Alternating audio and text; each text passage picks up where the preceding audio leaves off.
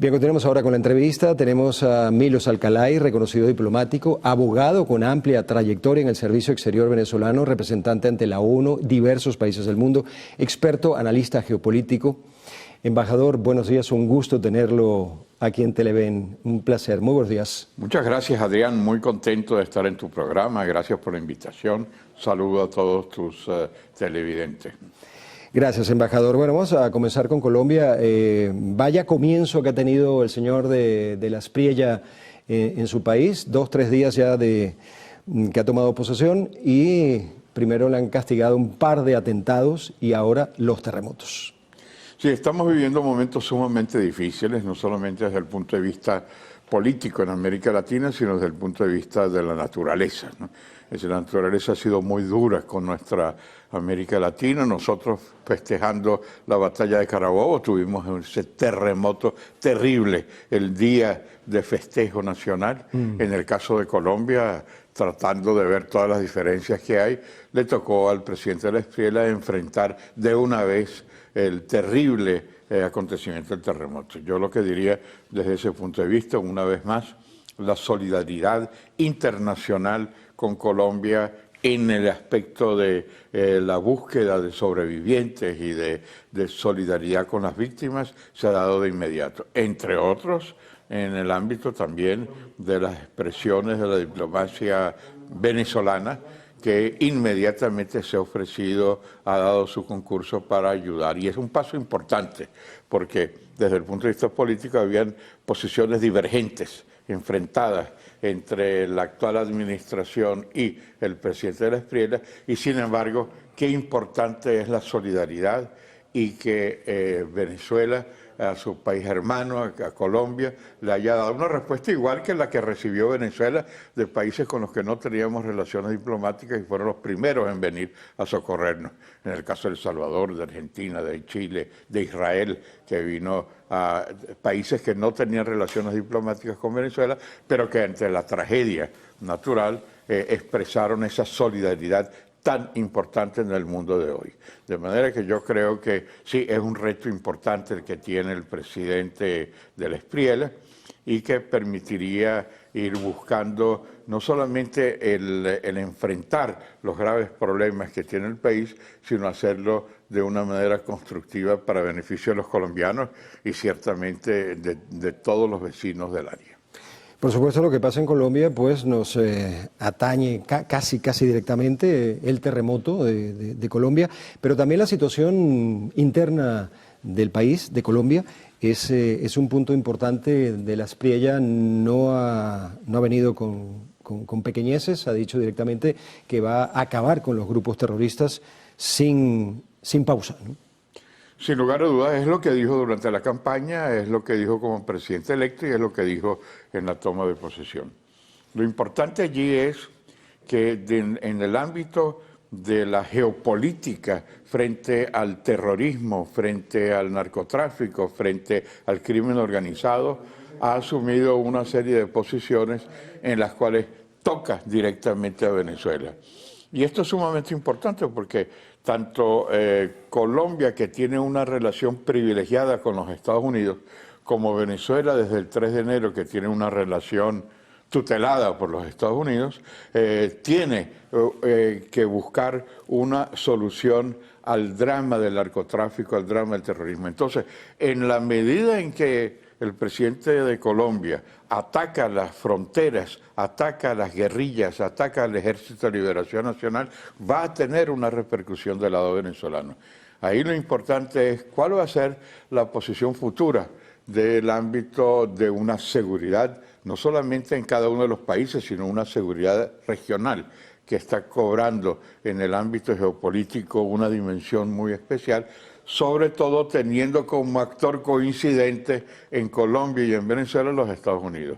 Es una interrogante, son muy pocas horas desde que está el presidente de la Espriella en el poder, pero me llama positivamente la atención que las declaraciones de la Cancillería venezolana están orientadas a felicitar el triunfo de la Espriella, a no seguir la línea de Petro y de una acción prácticamente de desconocimiento de la legalidad, y eso abre unas puertas. Todavía, como digo, es temprano saber cuál va a ser el giro dinámico de las relaciones bilaterales, pero que se abren también con el establecimiento de relaciones con países con los cuales, con la diplomacia de los carritos chocones, no teníamos. Relaciones con países que vemos cómo se están retomando negociaciones diplomáticas con Perú, con República Dominicana, con Chile, con Paraguay, con Israel,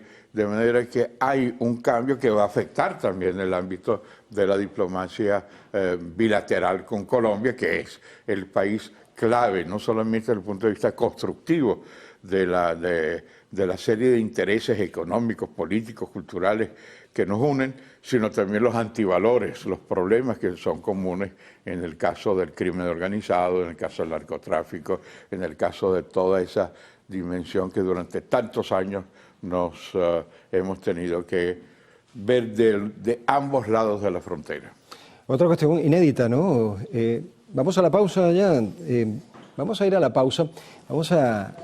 Seguimos hablando un poquito de Colombia en la próxima parte. ¿Vamos a la pausa o no? Sí, vamos a la pausa. Hecho insólito, inédito, igual como lo que es inédito lo que sucede aquí en Venezuela, con lo que usted llama el tutelaje norteamericano. Petro no fue a la toma de posesión de Las Priellas, ni siquiera fue allí a Cali, y el mismo hecho de que la toma de posesión no fuese en la capital también es un hecho, me parece que inédito. Podemos volver con eso en la próxima parte. Estamos conversando con el embajador Milos Alcalá. Ya venimos.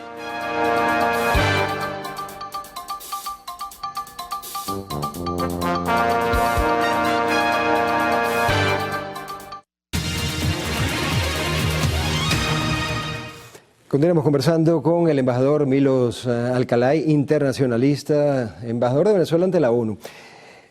Embajador, continuamos, quedamos en Colombia, ese hecho insólito de traspasar o hacer la toma de posesión allí en Cali y que no fuese Petro, ¿no? Eso es un hecho inédito.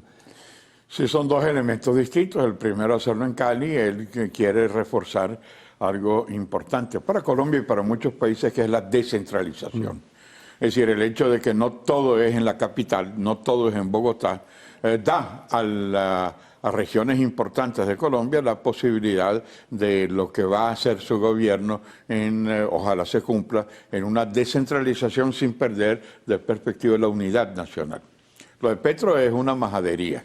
Es decir, hay elecciones democráticas, gana, le guste o no le guste a Petro, pero entonces lo que hacen es crear una tienda aparte, no participar en los actos, utilizar como si fueran cogobiernos, lo que ellos van a hacer desde la oposición para que continúen la orientación del gobierno. El gobierno, los colombianos decidieron optar por un programa de gobierno que es el de Las Priellas. Les guste o no, tienen que ir a la oposición y esperar otras elecciones para ver si los colombianos deciden utilizar el péndulo. De manera que yo creo que cada vez se va aislando. Uno ve por las encuestas cómo el discurso del presidente de Las Priellas ha llegado a captar a más colombianos que no votaron por él en la búsqueda de la unidad. Va a depender mucho de las acciones que haga, por supuesto, el presidente, pero yo creo que pasar del candidato, del tigre candidato al presidente de todos los colombianos, va a permitir que Colombia se inserte dentro de esta dinámica, dentro de un péndulo democrático que se está viviendo en América Latina y en el cual Colombia forma una parte fundamental, no solamente en América Latina, sino en las relaciones con Venezuela, su influencia positiva para el cambio y para la reafirmación democrática en el ámbito colombo-venezolano. Hablaba usted de ese triángulo Colombia, Venezuela, Estados Unidos. Estados Unidos tiene una influencia capital sobre Venezuela y ahora sobre Colombia. Hablemos del presidente Trump. Muchos analistas lo ven entrampado con el asunto de Irán. Irán no refleja esa situación que vaya a haber algún cambio o alguna solución a la guerra que ha comenzado Estados Unidos en Irán. Sí, yo creo que hay un hecho absolutamente incontestable en el equilibrio mundial, que es la presencia de los Estados Unidos. Estados Unidos ha optado por una línea mucho más, digamos, menos tradicional en el ámbito de la diplomacia de Estado para tener una influencia marcada por valores geopolíticos diferentes. Es decir, las relaciones con antiguos aliados, como los aliados de la OTAN, o la posición frente a Canadá, o la posición en Groenlandia, o la posición frente a Francia, frente a la Unión Europea, España. por no hablar ciertamente del ámbito de las relaciones con Rusia, con China.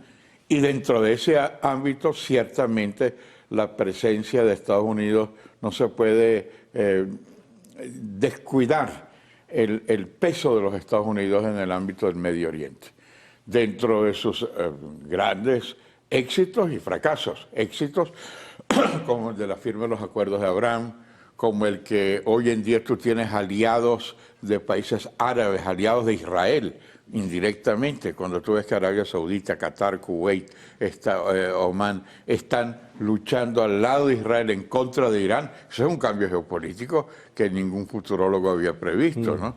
O la búsqueda de unas acciones, lo que ha faltado en el caso de Trump, creo yo, le ha generado como una especie de urticaria al cambio de régimen.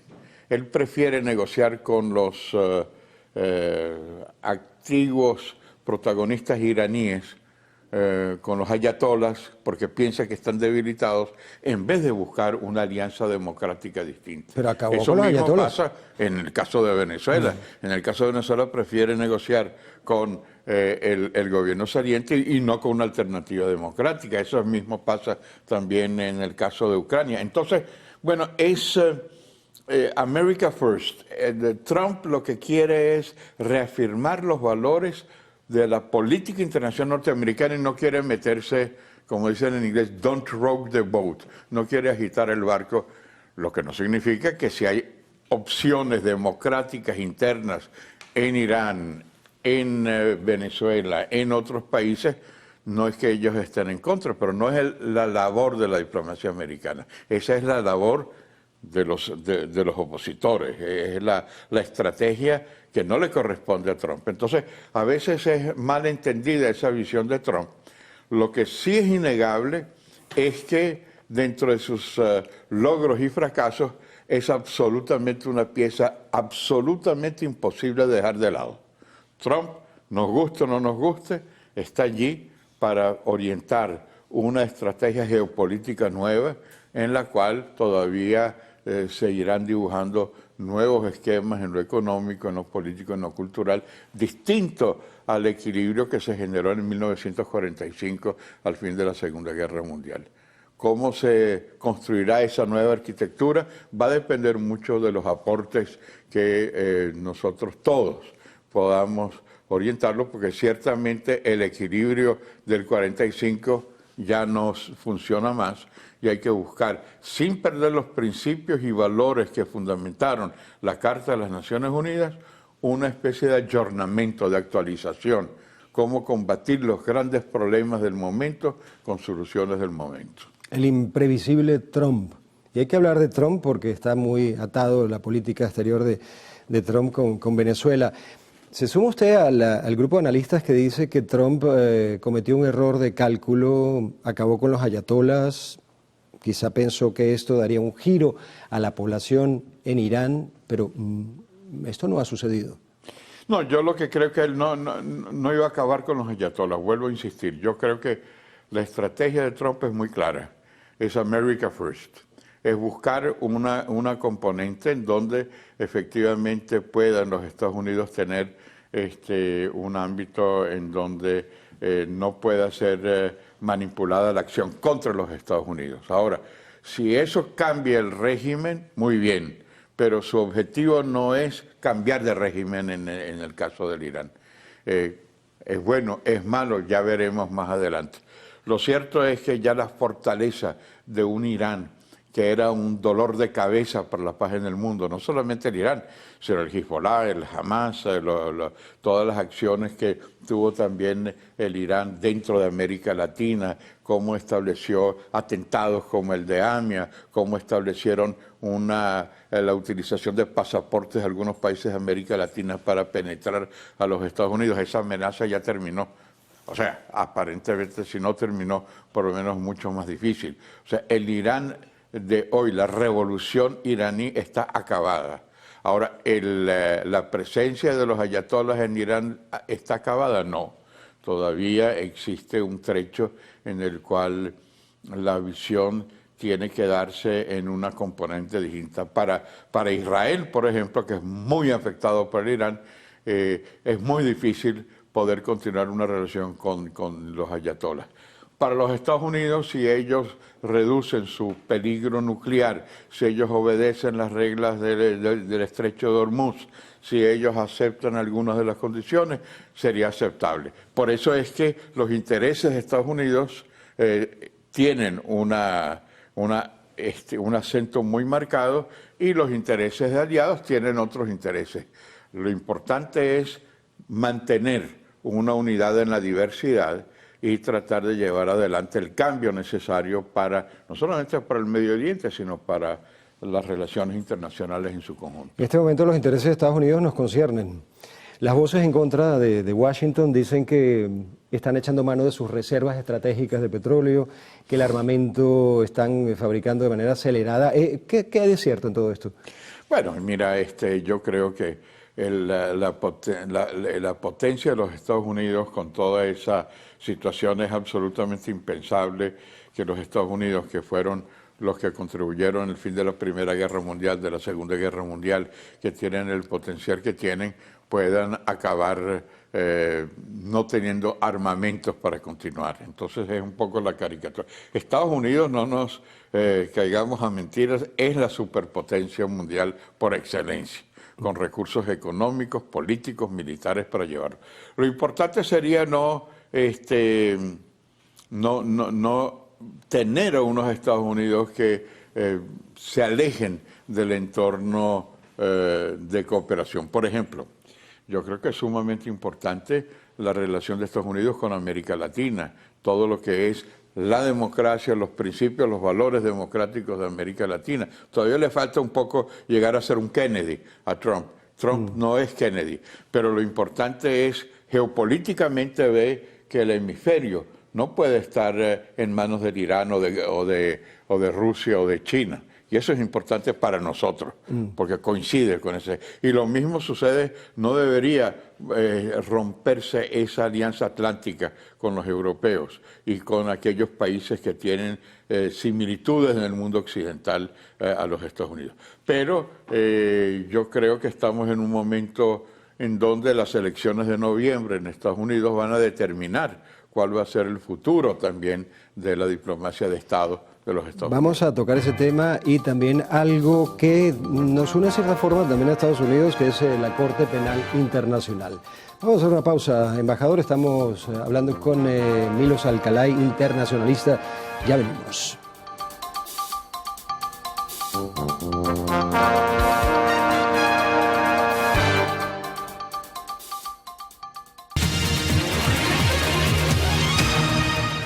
Bien, continuamos conversando con el embajador Milos Alcalay. Embajador, dejamos dos cosas pendientes muy importantes y largas, no nos va a dar tiempo quizá. Una es el noviembre de Trump y la otra el tema de la Corte Penal Internacional. Nosotros decidimos retirarnos.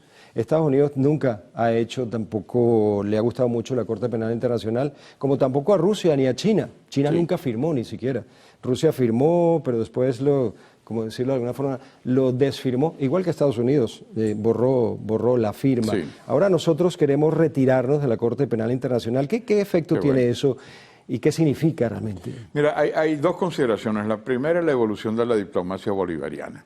Son 27 años de gobierno y varias etapas, 3 etapas yo diría fundamentales. La primera etapa, llega Chávez y ofrece buscar un cambio en democracia con músculo, una democracia, y promete acabar con la corrupción, la vigencia plena de los derechos humanos, de la democracia, y lo hace a nivel internacional. Es Chávez el que firma el Tratado de Roma para el establecimiento de la Corte Penal Internacional, porque decía que había que castigar los delitos de lesa humanidad. Es Chávez el que firma la Carta Democrática Interamericana, porque reafirma que solamente con los valores democráticos para nosotros la patria es América. Después cambió en la segunda etapa para la espada de Bolívar por América Latina, por la influencia de Fidel Castro. Pero hay una segunda etapa en donde lamentablemente caemos en una diplomacia de conflictos, una diplomacia de carritos chocones, de exportación de la revolución bolivariana, muy influenciados por Fidel Castro. Y ahí es donde rompemos con los derechos humanos, rompemos con la democracia, rompemos con la diplomacia. Ahí es donde yo, en el año 2004, inicia Chávez con una diplomacia de Estado, en donde no tocó a uno solo de los diplomáticos de carrera, hasta cambiarlo en el 2004 a despedirlos, la purga. Yo renuncié en el 2004 porque vi que ya la defensa de los derechos humanos se violaba, la defensa de la democracia se violaba y la defensa de la diplomacia se violaba. Yo era embajador de Naciones Unidas. Pero el tema es que algunos años después no solamente no cumple con los tratados firmados por Chávez, sino que salimos de ellos, salimos de la OEA, salimos de la Comisión Interamericana de Derechos Humanos, no reconocemos al Alto Comisionado de Derechos Humanos. La diplomacia de los carritos chocones se da y que continúa ahora con la denuncia en el momento en que se están castigando los delitos de miles de venezolanos que han ido a La Haya a denunciar violaciones de lesa humanidad. Ahora voto tierrita y no juego más, como decíamos en mi época, ¿no?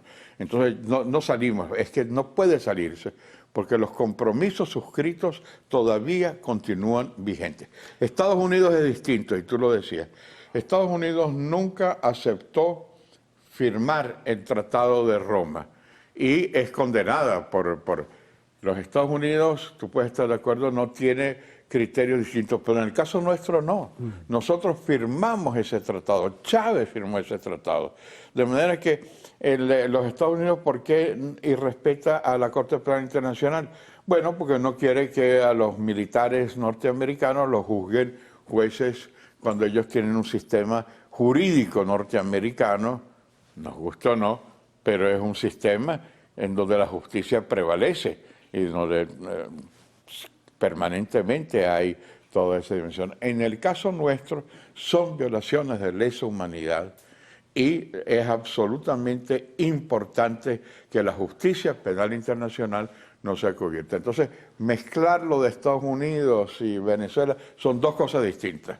Estados Unidos puede no estar de acuerdo con el Tribunal de La Haya, nosotros lo suscribimos y aquellos que violaron derechos humanos tienen que ir a La Haya a cumplir lo que Chávez firmó, que es la justicia penal internacional. Sí, no quieren la CPI del Estatuto de Roma por razones y argumentos diferentes, ¿no? Estados Unidos ya lo ha dicho usted. Diferente. Y Venezuela pues ha argumentado que la Corte tiene un sesgo político regional que se ha centrado en personajes del sur, de parte sur del mundo, sí, africanos, el Congo.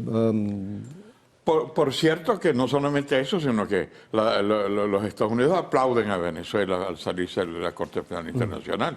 Entonces tú dices, si el argumento es que se sale porque es injusto contra los países del sur, pero los Estados Unidos se sale porque dice que es injusto para los países del norte.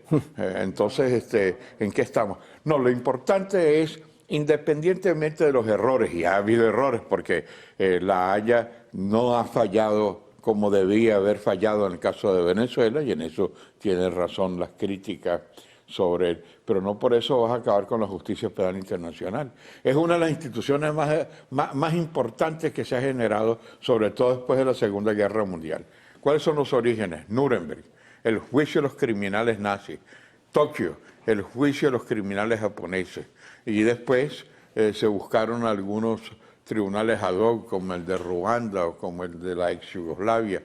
Entonces dijeron, bueno, vamos en el siglo XXI a firmar un tratado que nos permita a nosotros, aquellos que violan derechos humanos, violaciones de lesa humanidad y crímenes de guerra, hay que castigarlos. ¿Estamos en contra de eso? ¿O seguimos pensando que hay que castigar a aquellos que violan los derechos de lesa humanidad? Entonces lo que hay que hacer es perfeccionar el Tribunal Penal Internacional, perfeccionar a la ONU, perfeccionar a las organizaciones internacionales, pero no acabar con ellas. De todas maneras, los crímenes no prescriben. No prescriben. Y nosotros somos parte de la Corte Penal Internacional, del Estatuto de Roma, y seguiremos siendo parte durante un año más, ¿no? Después de que se pasa. Es así como funciona, ¿no? Así es, y además es un momento muy oportuno. Que yo decía a veces es que el gobierno ha querido matar dos pájaros de un tiro. Uno, identificarse con los Estados Unidos en su denuncia al Tribunal Penal Internacional, y otro, salirme del problema de que juzguen a aquellos que violaron lesa humanidad. Pero ni uno ni lo otro, pues decían Estados Unidos distinto el caso, y en el caso nuestro todavía hay que ver los nuevos fiscales, los nuevos jueces, qué es lo que van a determinar sobre lo que miles de venezolanos han llevado ante la Corte. Denunciado. Embajador, muchas gracias. Quedó pendiente el tema de Trump y noviembre. No podemos tocarlo Trump en este momento. siempre estará vigente. Muy bien. Embajador, muchas gracias. Un placer conversar con usted y además enterarnos un poco más de lo que sucede en el mundo.